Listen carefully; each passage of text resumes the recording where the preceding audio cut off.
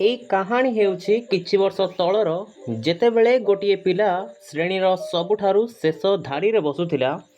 ଶ୍ରେଣୀର ଗୋଟିଏ ଗଧ ପିଲା ଯାହାକୁ ପାଠ ପ୍ରତି ଆଗ୍ରହ ତ ଥିଲା, କିନ୍ତୁ ପାଠକୁ ବୁଝିବାରେ ଅସମର୍ଥ ଥିବା କାରଣରୁ ସେ ବହୁତ କିଛି ବୁଝିପାରୁନଥିଲା ବା ପଢ଼ିପାରୁନଥିଲା। ପ୍ରତିଦିନ ସ୍କୁଲ, ଟ୍ୟୁସନ୍ ଆଉ କୋଚିଂ ଯେମିତି ସବୁ ପିଲା ଯାଆନ୍ତି, ସେମିତି ଇଏ ମଧ୍ୟ ଯାଏ, କିନ୍ତୁ ପାଠରେ ଜିରୋ।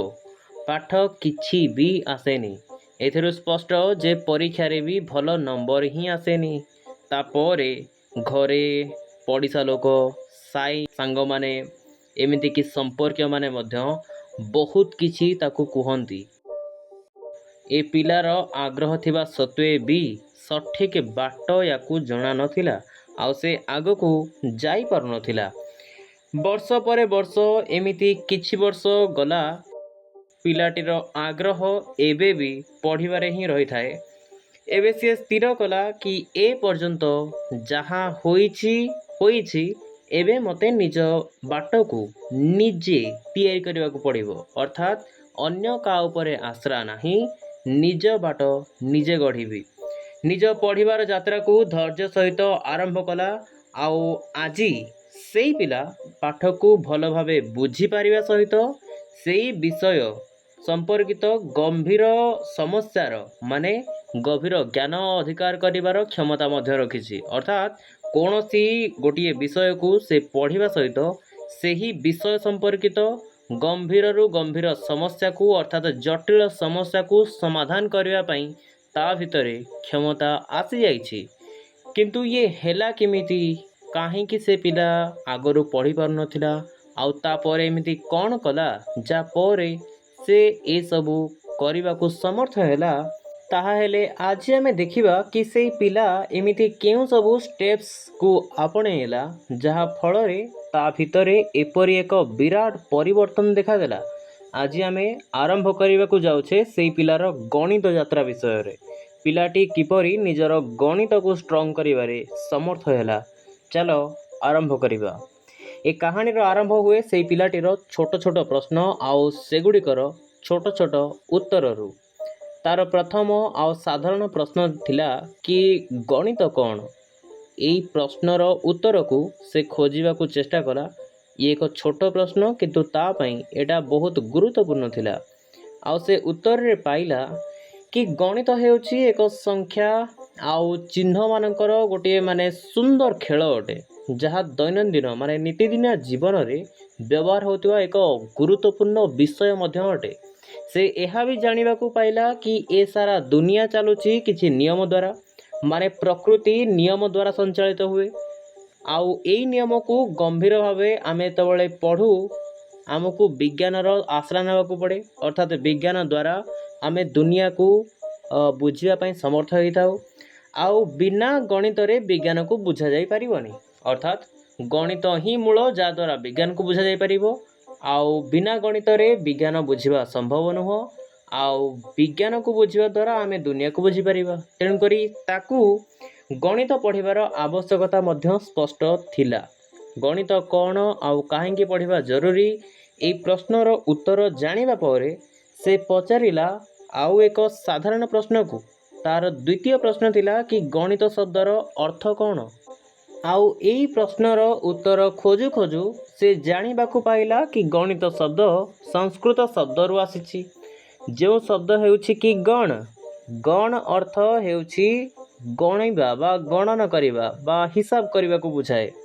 ଭାରତୀୟ ସଂସ୍କୃତିରେ ଗଣିତ ଶବ୍ଦଟି ଅତି ପ୍ରାଚୀନ କାଳରୁ ପ୍ରଚଳିତ ହୋଇ ଆସୁଛି। ଗଣିତର ଶ୍ରେଷ୍ଠତାକୁ ସୂଚାଇବା ପାଇଁ ଏକ ସୁନ୍ଦର ଶ୍ଲୋକ ସଂସ୍କୃତରେ ରହିଛି, ଯାହା ହେଉଛି କି ଯଥା ଶିଖା ମୟୂରାଣାମ୍ ନାଗାନାମ୍ ମଣୟୋ ଯଥା ତଦ୍ବଦ୍ ବେଦାଙ୍ଗ ଶାସ୍ତ୍ରାଣାମ୍ ଗଣିତମ୍ ମୂର୍ଧନି ସ୍ଥିତମ୍। ଏହାର ଅର୍ଥ ହେଉଛି କି ଯେପରି ମୟୂର ମୁଣ୍ଡରେ ଚୂଳ ବା ଶିଖା ଏବଂ ସର୍ପ ମୁଣ୍ଡରେ ମଣି ସବୁଠାରୁ ଉପରେ ଶୋଭା ପାଏ, ସେହିପରି ସମସ୍ତ ବେଦାଙ୍ଗ ଶାସ୍ତ୍ର ଓ ବିଜ୍ଞାନ ମଧ୍ୟରେ ଗଣିତ ସବୁଠାରୁ ଶୀର୍ଷ ସ୍ଥାନରେ ବିରାଜମାନ କରେ। ସଂସ୍କୃତରେ ଗଣିତ ଶବ୍ଦର ଆକ୍ଷରିକ ଅର୍ଥକୁ କୁହାଯାଇଛି କି ଯାହା ଗଣାଯାଇଛି, ଅର୍ଥାତ୍ ଯାହା ଗଣାଯାଇଛି ତାକୁ ହିଁ ଆମେ ଗଣିତ କହୁ। ସେଥିପାଇଁ ଯେଉଁ ଶାସ୍ତ୍ର କିମ୍ବା ବିଜ୍ଞାନ ମାଧ୍ୟମରେ ସଂଖ୍ୟା ଗୁଡ଼ିକର ଗଣନା, ହିସାବ ଓ ପରିମାଣର ନିରୂପଣ କରାଯାଏ ତାକୁ ଆମେ ଗଣିତ ଶାସ୍ତ୍ର ବୋଲି କହିଥାଉ। ଏହାପରେ ପିଲାଟି ମନରେ ଆଉ ଗୋଟିଏ ପ୍ରଶ୍ନ ଉଠିଲା କି ଗଣିତକୁ ଇଂରାଜୀରେ କ'ଣ କୁହାଯାଏ? ସେ ଏହି ପ୍ରଶ୍ନର ଉତ୍ତର ଖୋଜି ପାଇଲା କି ମ୍ୟାଥମେଟିକ୍ସକୁ ଗଣିତ କୁହାଯାଏ, ଅର୍ଥାତ୍ ଇଂଲିଶରେ ଗଣିତକୁ ମ୍ୟାଥମେଟିକ୍ସ ବୋଲି କୁହାଯାଇଥାଏ। ସେ ଏବେ ଜାଣିବାକୁ ଚାହିଁଲା କି ମ୍ୟାଥମେଟିକ୍ସ ଶବ୍ଦଟି ଆସିଛି କେଉଁଠୁ। ଆଉ ଏହି ପ୍ରଶ୍ନର ଉତ୍ତରରେ ସେ ପାଇଲା କି ମ୍ୟାଥମେଟିକ୍ସ ଶବ୍ଦଟି ଗ୍ରୀକ୍ ଶବ୍ଦ ମ୍ୟାଥେମାରୁ ଆସିଛି, ଯାହାର ପ୍ରକୃତ ଅର୍ଥ ହେଉଛି କି ଜ୍ଞାନ ଅର୍ଜନ କରିବା ବା ଶିଖିବା। ଗଣିତକୁ ପ୍ରାୟ ସମସ୍ତ ସଭ୍ୟତାରେ ବ୍ୟବହାର କରାଯାଉଥିଲେ ମଧ୍ୟ ଗ୍ରୀସ୍ ଦେଶରେ ଏହାକୁ କେବଳ ଏକ କାମଚଳା ସାଧନ ନ ଭାବି, କାମଚଳା ବିଷୟ ନ ଭାବି ତାକୁ ସବୁଠାରୁ ଅଧିକ ପ୍ରାଧାନ୍ୟ ଦିଆଯାଇଥିଲା। ସେମାନେ ହିଁ ପ୍ରଥମେ ଗଣିତକୁ ପ୍ରମାଣ କରିବା ସହିତ ଏକ ସ୍ୱତନ୍ତ୍ର ବିଷୟର ସ୍ଥାନ ଦେଇଥିଲେ। ସେଥିପାଇଁ ସେମାନଙ୍କ ଦ୍ୱାରା ଦିଆଯାଇଥିବା ନାମ ମ୍ୟାଥେମାରୁ ଇଂଲିଶର ନାମ ମ୍ୟାଥମେଟିକ୍ସ ଶବ୍ଦର ସୃଷ୍ଟି ହୋଇଛି। ଏସବୁ ପ୍ରଶ୍ନର ଉତ୍ତର ପାଇବା ପରେ ସେ ପିଲାଟି ଜାଣିବାକୁ ଚାହିଁଲା କି ଯଦି ଗଣିତ ଗୋଟିଏ ବିଷୟ ଅଟେ ତାହେଲେ ଏହାର ଜନକ ମଧ୍ୟ ଜଣେ ଥିବେ, କାରଣ ସେ ଜନକଙ୍କ ବିଷୟରେ ସ୍କୁଲରେ ପିଲାମାନଙ୍କ ଠାରୁ ଆଉ ଶିକ୍ଷକଙ୍କ ଠାରୁ ମଧ୍ୟ ଶୁଣିଥିଲା।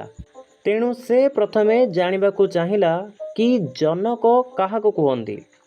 ଆଉ ତା ପ୍ରଶ୍ନର ଉତ୍ତରରେ ସେ ପାଇଥିଲା କି ଯିଏ ଗୋଟିଏ ବିଷୟର ମୂଳଦୁଆକୁ ପକାନ୍ତି, ତାକୁ ଏକ ପ୍ରଣାଳୀବଦ୍ଧ ରୂପରେ, ଗୋଟେ ସିଷ୍ଟମେଟିକ୍ ୱେରେ ତାକୁ ଗୋଟିଏ ନୂଆ ରୂପ ଦିଅନ୍ତି, ସେଇ ବ୍ୟକ୍ତିଙ୍କୁ ଆମେ ଗୋଟେ ବିଷୟର ଜନକ ବୋଲି କହିଥାଉ। ଅର୍ଥାତ୍ ଗୋଟେ ବିଷୟକୁ ଯେ ଗୋଟିଏ ନୂଆ ପ୍ରକାରର ନୂଆ ଗୋଟିଏ ରୂପରେଖ ଦିଅନ୍ତି, ସେ ବ୍ୟକ୍ତି ବିଶେଷଙ୍କୁ ଆମେ ସେଇ କ୍ଷେତ୍ରରେ ସେଇ ବିଷୟର କୌଣସି ବିଭାଗରେ ମଧ୍ୟ ଜନକଙ୍କ ଆଖ୍ୟା ଦେଇଥାଉ। ଠିକ୍ ସେମିତି ଗଣିତରେ ମଧ୍ୟ ଜଣେ ଜନକ ଥିଲେ। ଆଉ ସେ ପିଲାଟି ସେଇ ଜନକଙ୍କ ବିଷୟରେ ଜାଣିବାକୁ ଚେଷ୍ଟା କଲା। ଆଉ ସେ ଜାଣିବାକୁ ପାଇଲା କି ଗଣିତର ଜନକ ହେଉଛନ୍ତି ଆର୍କିମେଡ଼ିସ୍। ଯେତେବେଳେ କି ପ୍ରାଚୀନ ଜ୍ୟାମିତି ପାଇଁ ୟୁକ୍ଲିଡ଼ଙ୍କୁ ମଧ୍ୟ କେତେକ ସ୍ଥାନରେ ସମ୍ମାନର ସହ ମନେ ପକାଯାଏ, କିନ୍ତୁ ମୋଟାମୋଟି ଭାବରେ ଗଣିତର ଉଚ୍ଚକୋଟୀର ଚିନ୍ତାଧାରା ପାଇଁ, ଉନ୍ନତ ସ୍ତରର ଚିନ୍ତାଧାରା ପାଇଁ ଆମେ ଆର୍କିମେଡ଼ିସ୍ଙ୍କୁ ହିଁ ସର୍ବୋଚ୍ଚ ଜନକ ଭାବେ ଗଣିତ ଦୁନିଆରେ ସ୍ୱୀକୃତି ପ୍ରଦାନ କରିଥାଉ। ତାହେଲେ ଆଜିର ଏ କାହାଣୀ ଥିଲା ଗୋଟିଏ କ୍ଲାସ୍ର ପଛ ସିଟ୍ରେ ବସୁଥିବା ଏକ ଗଧ କାଟାଗୋରୀ ପିଲାର। ଆଉ ସେ କେମିତି ନିଜର ଗଣିତର ଯାତ୍ରାକୁ ଆରମ୍ଭ କଲା, ଆଉ କ'ଣ ସବୁ ତା'ର ଛୋଟ ଛୋଟ ପ୍ରଶ୍ନ ଥିଲା, ଆଉ ସେଗୁଡ଼ିକର ଉତ୍ତର ସେ କେମିତି ବାହାର କରିବାକୁ ଚେଷ୍ଟା କରିଥିଲା। ଆଗାମୀ ଅଧ୍ୟାୟରେ ଆମେ ଦେଖିବା କି ସେ ଗଣିତ ପଢ଼ିବା କେମିତି ଆରମ୍ଭ କଲା, କେଉଁଟା ଥିଲା ତା'ର ଆରମ୍ଭ କରିବାର ପ୍ରଥମ ସିଡ଼ି ବା ପ୍ରଥମ ପାହାଚ, ଯେଉଁଠାରୁ ସେ ଗଣିତର ଯାତ୍ରାକୁ, ଗଣିତ ପଢ଼ିବାର ଯାତ୍ରାକୁ ଆରମ୍ଭ କରିଥିଲା। ଏସବୁ ବିଷୟରେ ଆମେ ଧୀରେ ଧୀରେ ଆଲୋଚନା କରିବା ଆଉ ଦେଖିବା ଆଗାମୀ ଅଧ୍ୟାୟରେ କ'ଣ ଘଟୁଛି ସେ ପିଲା ସହିତ ଆଉ ସେ ପିଲାର ଯାତ୍ରା ସହିତ। ସେ ପର୍ଯ୍ୟନ୍ତ ଯୋଡ଼ି ହୋଇ ରୁହନ୍ତୁ। ଦେଖା ହେବା ଆଗାମୀ ଅଧ୍ୟାୟରେ। ସେ ପର୍ଯ୍ୟନ୍ତ bye bye and take care. It's not a game, it's a rich thing.